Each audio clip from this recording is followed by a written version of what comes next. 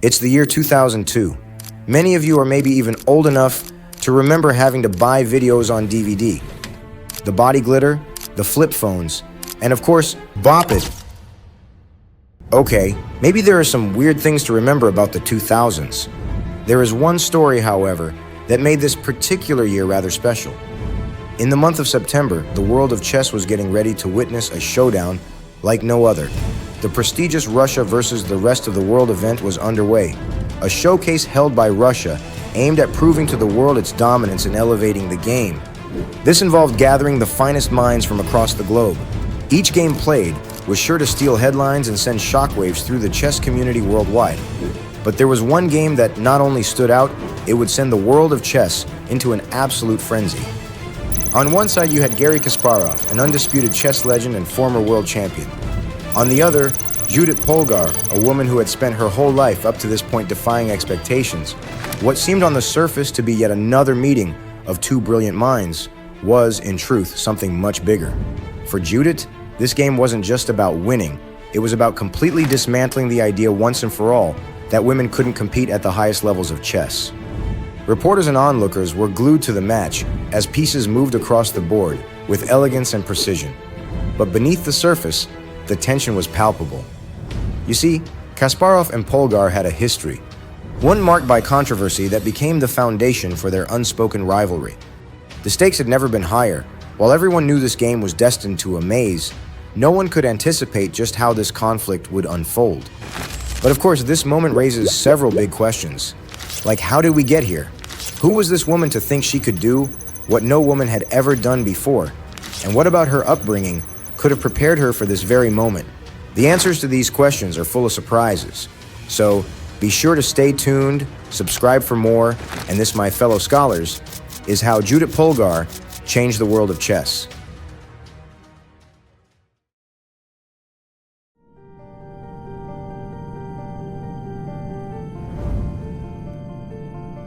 To understand Judit's story, we first got to go back. Her journey, after all, begins with her beloved parents and a bold, mind-shattering experiment that would upend everything we thought we knew about human achievement and the boundaries of our own potential. Laszlo and Clara Polgar were both educators and profound thinkers in their own right. Laszlo, an educational psychologist, and Clara, a dedicated language teacher, shared an intellectual curiosity that set them apart from most.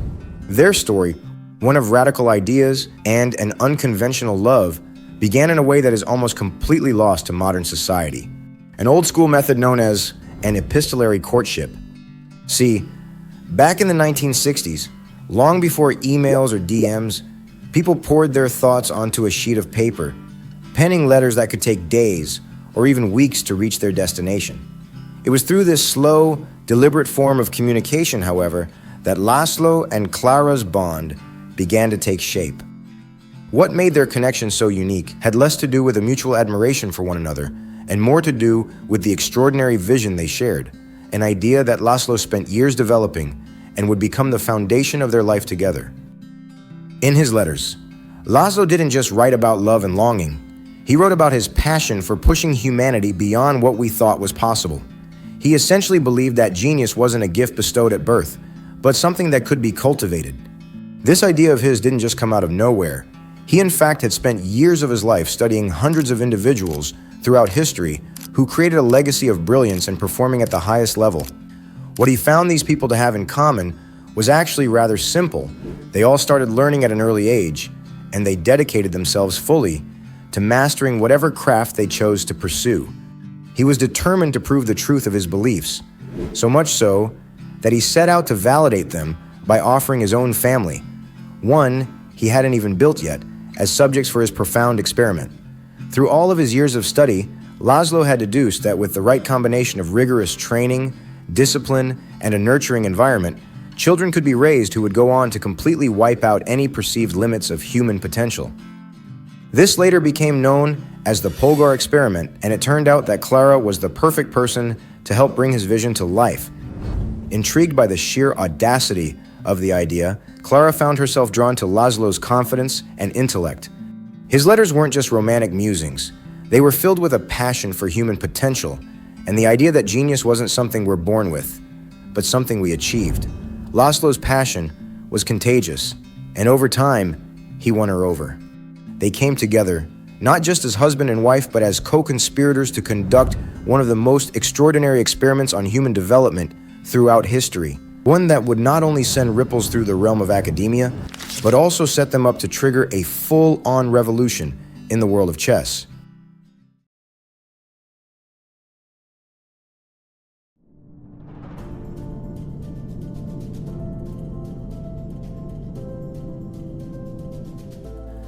Finally brought together, Laszlo and Klara wasted no time in working towards their objectives. Together, they laid out a plan for their experiment. They would take their children down a path that was altogether different from what any other family was doing. This meant no schools, no outside influences, or distractions from a failing system, only an intense focus on mastery, starting with a single discipline, an aim that inevitably guided their attention toward chess. The very tool that would not only prove crucial to their experiment, but also help unlock their family's full potential. For many, it may seem a bit weird to think that a simple board game could be enough to prove that there's a hidden genius lying dormant within each of us. But Laszlo had his reasons. In essence, chess offered three things. In addition to its rich history and impact on world culture, chess was based firmly on equal opportunity, merit, and clear, decisive outcomes. Elements that were key in giving his experiment credibility. What made these qualities so important had more to do with society than it did the game itself, however. You see, Laszlo understood that critics could always point to the inherent imbalances of competition when judging his ideas.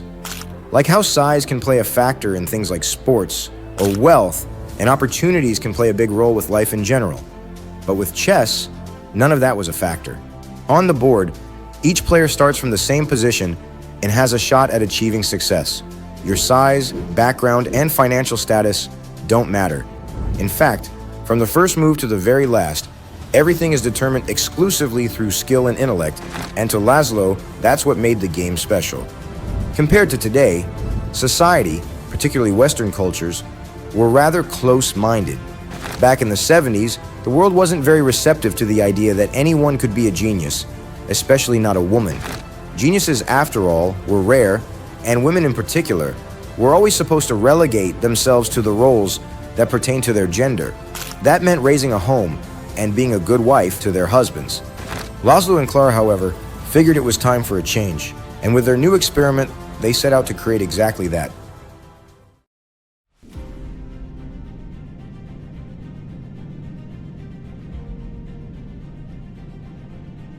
With their foundation now set, Laszlo and Klara were ready to begin their experiment and start a family. In 1969 came their first daughter, Susan, not adding to the family until 1974, when Klara gave birth to their second daughter, Sophia. Judit finally came into the picture in 1976, completing their family and making her the youngest of the three sisters.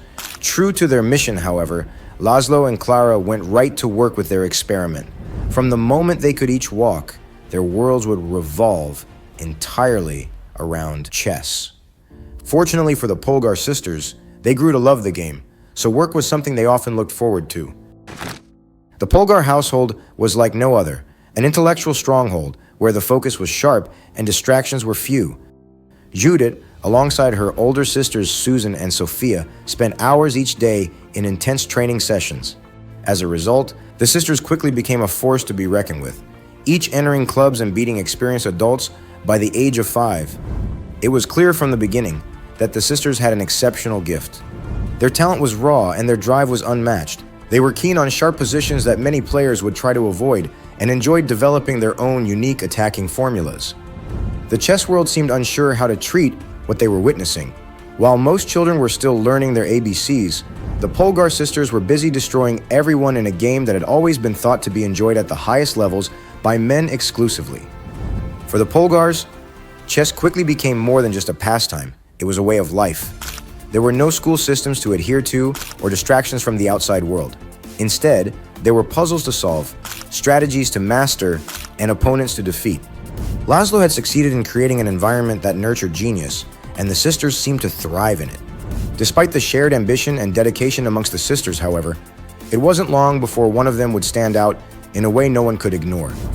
Judit, the youngest of the three, began to reveal a level of talent and resilience that simply put her in a class of her own. In one account, her sister Susan recalled studying a position with her trainer one night who was a strong international master. Unable to find the solution, they woke Judit, who was asleep in bed, and carried her into the training room. Still half asleep, Judit showed them how to solve the problem, after which she simply returned to her room and went back to sleep. This moment foreshadowed the distinctive path Judit was on, as she continued to make her growth obvious with every game she played. Her boldness and creativity made her unstoppable on the board. By the age of 6, Judit was already competing in serious tournaments, leveling opponents that were both older and much more experienced. Game after game, she would win by showing a level of focus and aggression that would leave her opponents absolutely stunned. Her mental agility, simply too overwhelming for anyone to keep pace. At age 9, Judit faced her first real challenge, receiving an invitation from a local grandmaster for a friendly match.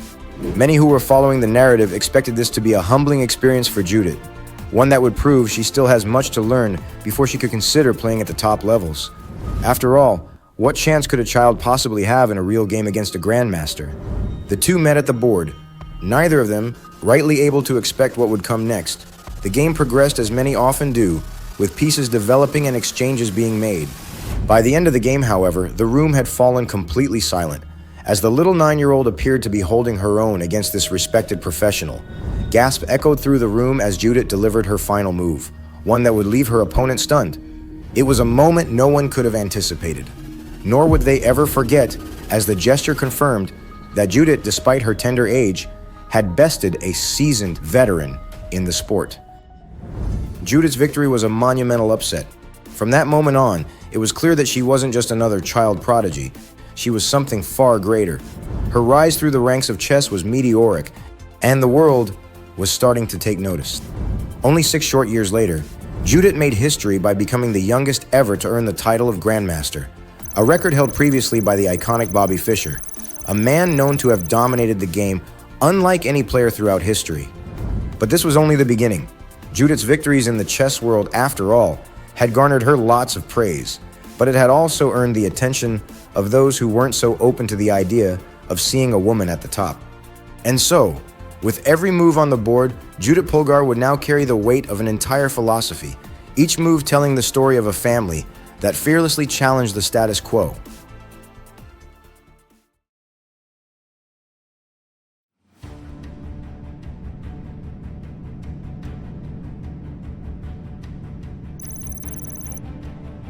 By the mid-90s, Judit's rise in the world of chess had already begun to shake the very foundations of the game. She wasn't just winning, she was redefining what was possible, forcing the chess community to confront an uncomfortable question. Could a woman actually compete at the highest levels of this centuries-old game? As her victories mounted, Judit became the centerpiece of this debate, the chess world turning more and more divided over the boundaries of human achievement, particularly when it came to women. No one embodied the resistance to this change more than Garry Kasparov, the reigning world champion and, at the time, a chess titan without equal. He was more than just a player. He was the symbol of the game's highest form, and his dominance was unquestioned. But when it came to Judit, his views were as harsh as they were dismissive.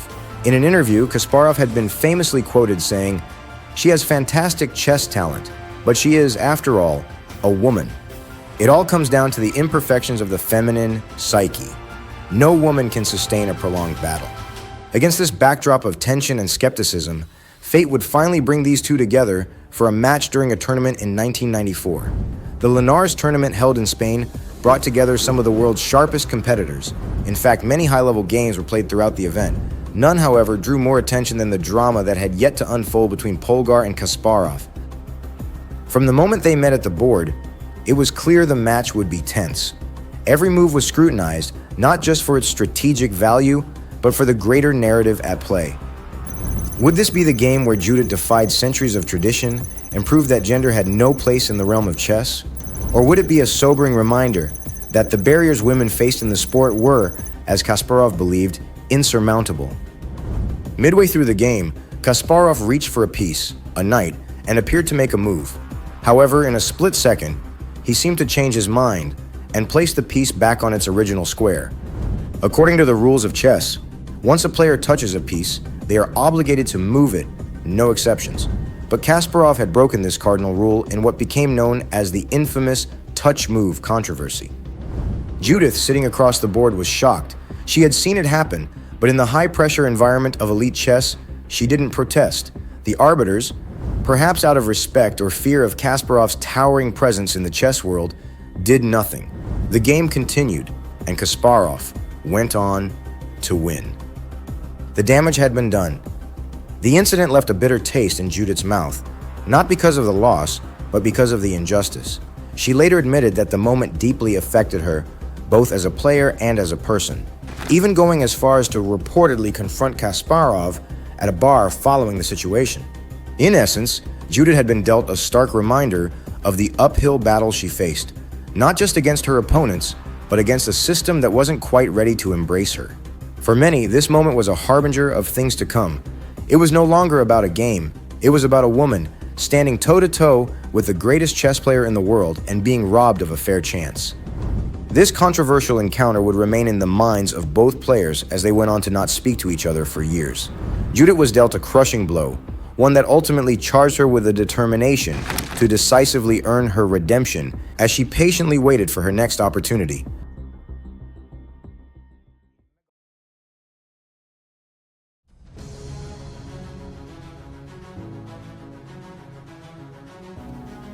As the years passed, Judith's career seemed to take a peculiar turn compared to that of her new rival. On the one hand, Judith learned that she still had much to accomplish before she established the message she'd been signaling since childhood. She took her loss against Kasparov as a learning lesson and channeled her frustrations into her training, preparing for the opportunity to prove herself once more. This entailed countless matches with top players and tournaments around the world.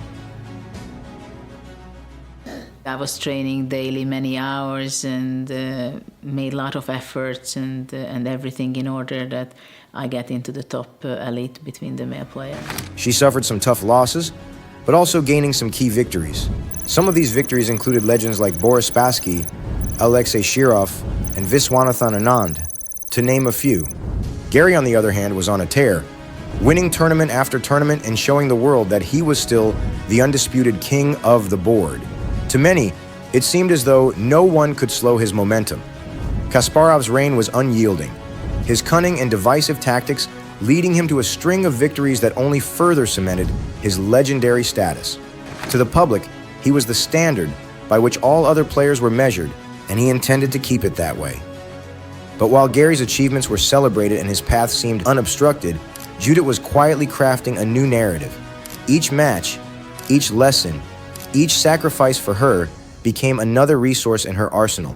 By the age of 21, only a few years removed from the Linares tournament, she was widely considered the greatest woman to ever play the game. For Judith, however, this wasn't enough. Her goal was singular: to not become the best woman player ever, but to become the best player, period. While this pursuit came at a cost, it was one she was willing to pay. She endured long hours, rigorous study, and the pressure to outshine herself with every game. Her commitment paid dividends, however, as she continued her trend of defying expectations and shattering records. Her journey was not without its challenges. The chess world, accustomed to a male-dominated hierarchy, was slow to fully embrace a woman who dared to challenge the status quo. Yet, with each victory, she eroded the barriers and dogmas that had kept women out of the top levels for so long. All of this was leading to something bigger, a moment that had been brewing since their initial encounter. And then, as if fate had written it into the chessboard itself, that moment arrived. In September of 2002, Judith and Garry, now seasoned opponents with unspoken histories, faced each other once more. It was a match years in the making, one that held the weight of more than just victory or defeat. For Judith, it was a chance to redeem herself from that first encounter, to prove that her talent and resolve had sharpened into something truly formidable. For Garry, it was a matter of preserving his legacy, reminding the world that no challenger, however determined, could topple his throne. Spectators watched with bated breath as the match began. Both players brought their trademark styles. Judith's creative, tactical approach versus Garry's ferocious, calculated strategy. The pieces were set. Judit opened with the powerful move, 1e4. Kasparov, playing with the black pieces, responded with his familiar Berlin defense, a setup he'd refined to perfection over the years. But Judit was prepared and chose a strategy that caught even Kasparov off guard. With each move, Judit executed her strategy with precision, mirroring one of Kasparov's own lines in a daring tactic, forcing him to face the echoes of his own style.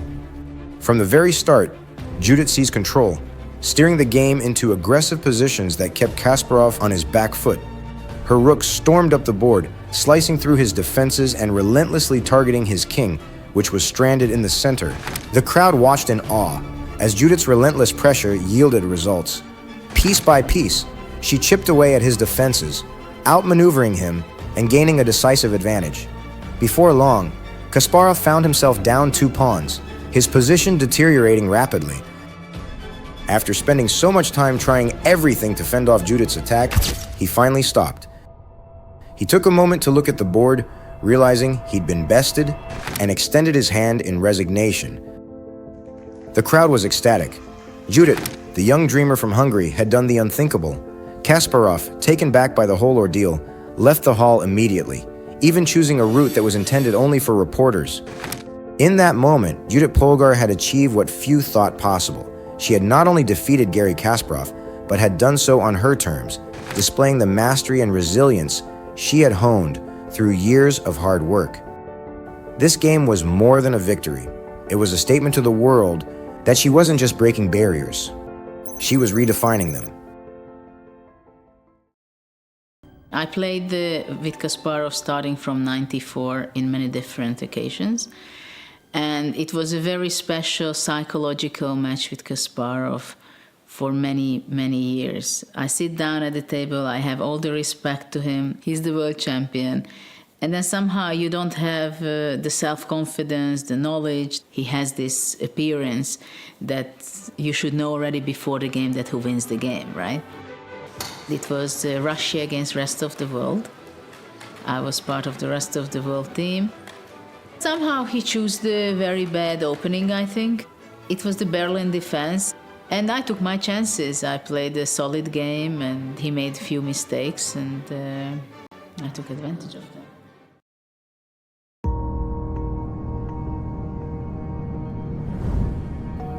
In the wake of that legendary match, the world of chess was forced to reevaluate long-held biases. Judit's symbolic victory over the board triggered a seismic shift in the perception of what was possible and who could compete. Gone were the days when the chess elite could dismiss women as somehow unqualified or incapable.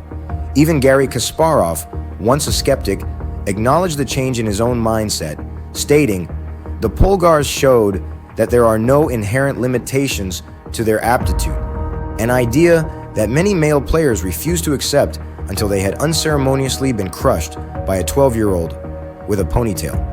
The two, once staunch rivals, went on to become close friends, each continuing the trend of elevating the sport.